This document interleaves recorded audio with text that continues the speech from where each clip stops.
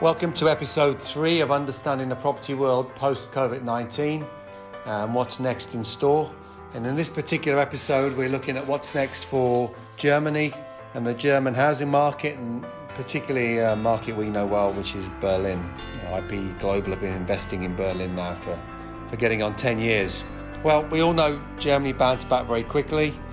We're very organised, contained the crisis in a far better way than most of Continental Europe, including the UK, where I'm sat in isolation right now. And they're back at work, they're back in the pubs, and they're watching football, which is making us all very jealous in the UK. But how has this affected their various cities from an economic standpoint? Well, Frankfurt, that grew by 1.2% last year, has a big banking sector.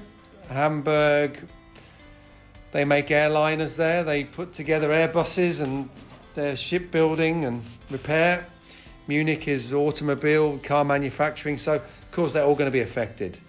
Berlin is not immune to this, but Berlin has a lot more exposure to low dependence on manufacturing and exposure to digital economy and technology, which are the industries that are less affected and will be less affected by all of this. So the economy is obviously going to shrink. GDP loss in Berlin for this year will be 2.7% predicted, still looking to expand by 4.9% in 2021. But when you look at most cities contracting by around 4%, 2.7% is not as significant. But of course, nobody is immune to any of this. In terms of the property markets, Berlin has been an incredibly successful market for IP Global over the years, for our clients, both on a yield basis, but also in terms of capital appreciation, driven by massive student numbers, large increases in population, low property prices, and the fact that Berlin really is the sort of go-to economy, as I said before, for technology. Well, Deutsche Bank is having a look at how COVID-19 was contained by mid-Q2 2020, is talking about an economic recovery in the second half of 2020, and GDP growth levels back to pre-crisis numbers around the second half of next year, so a sort of 12-month lag. Deutsche Bank are saying there'll be a flight to safety, and which will drive property prices up, particularly in residential. And Germany residential property prices generally yield about 4% and appear more attractive than bond yields and obviously volatility around equities. They are warning that German mechanical engineering production may decline by 25%. Having said that, Berlin's job growth focuses on knowledge-intensive digital services, as I said before. And 40% of all German startups are in Berlin. So I think that gives us some confidence. The fact that the new airport, the Berlin-Brandenburg airport, finally opened. I mean, one of the most awaited airport openings ever.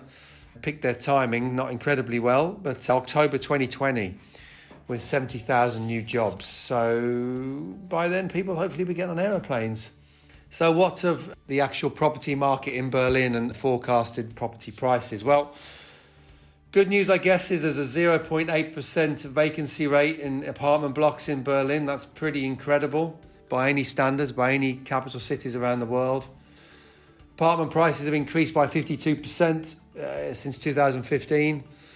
I'll talk a little bit about IPG price increases before the end of this podcast. There are 3.75 million residents as of June last year. And as I said with London, the forecasts are for a spike in increase in population and a big growth in population in the major capital cities around the world. And I don't think we'll see anything different in Berlin either, given the fact that it's extremely popular with young people. It's young people that are going to suffer the most probably in this crisis in terms of losing jobs. So going to Berlin, now that you can fly there to their new swanky airport, to get a job with Siemens, where they have their investment hub, Tesla's Gigafactory, and as I say, the 2,500 active startups, then you're going to see a spike in population growth. And they're going to need to live somewhere. So, I think the property market in Germany, which is always considered and traditionally was considered to be a safe haven for family offices, big investors, corporate investors, I think we'll also see a lot of inward investment from buy-to-let investors, as we've seen through our own client base increasingly over the last 5 years. given that it's probably one of the more secure economies around Europe. I think that's something of a no-brainer. Of course, before all of this craziness, the big winner in Brexit was going to be Germany. I mean, Germany was probably going to be the biggest benefactor of Britain's exit from the European zone, and several headquarters heading towards Germany. And obviously that's not going to change, but everybody's attention has been thrown in a different direction. But I think you wouldn't have many people argue that Germany remains and will be one of the stronger economies in Europe, if not the world.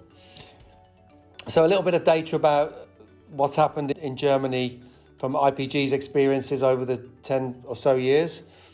We've really only got experience in Berlin. We did invest in Frankfurt going back 15 years and did very well, but only did 3 or 4 boutique investments, obviously a lot more expensive than Berlin and more steady as you go. I personally bought an apartment in Frankfurt that I kept for 10 years, just over 10 years, until there was no capital gains tax.